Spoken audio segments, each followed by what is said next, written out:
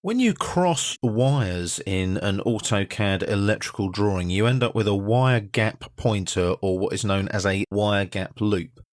Now, these are set both in your project settings and also your drawing settings. So you need to go to your project properties dialog box or your drawing properties dialog box.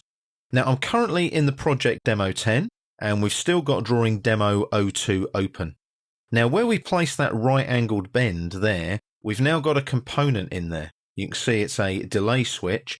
We're going to place a wire from a connection here on the switch and cross this wire here.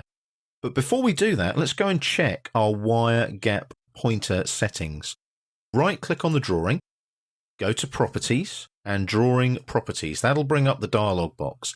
Now there's a whole load of settings that you can set for individual drawing properties, or if you set your project properties, you can make sure that your drawings adopt those overall project properties. We can see that we've got drawing settings tab, a components tab, a wire numbering tab, cross-references tab, a styles tab, and also a drawing format tab. If I go back to styles, here's where our wiring style kicks in. So where we've got a wire cross, it puts a loop in at the moment. And I've got gaps, loops, or solids. I prefer loops. You can place a gap, which I think sometimes can be a little bit confusing. You can place a loop, which is my preferred method, or you can place a solid like that. Solid, I think, can also be very confusing if you print out a drawing in black and white, because those two wires are going to be two black lines on a white background. The loop always defines it nice and neatly, as far as I'm concerned. Now, also in your styles, you can see if you've got a T-junction, I use a dot, but you can also have an angle, or you can have angle 2. I prefer a dot in there. So make sure that your wiring styles, especially for your gap pointers, are set up appropriately. I've set mine to loop, and wherever there's a T-junction, I've set it to a dot, so I'll click on OK now. So that's all set, so that'll update that drawing settings now.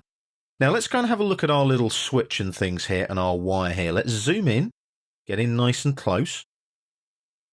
So I'm going to go to the schematic tab on the ribbon. I'm going to go to the Insert Wires Wire Numbers panel now, and click here on the flyout and select a wire, and come into the drawing area.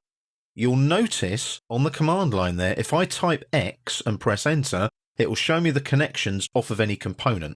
So if I type X and then enter, there's the connections. I just go and hover on that connection like so, click, and I drag my wire off and go across the existing wire and click there. As soon as I do that, can you see now it's prompting me to take the next bit of the wire, which I don't need. So I just press escape.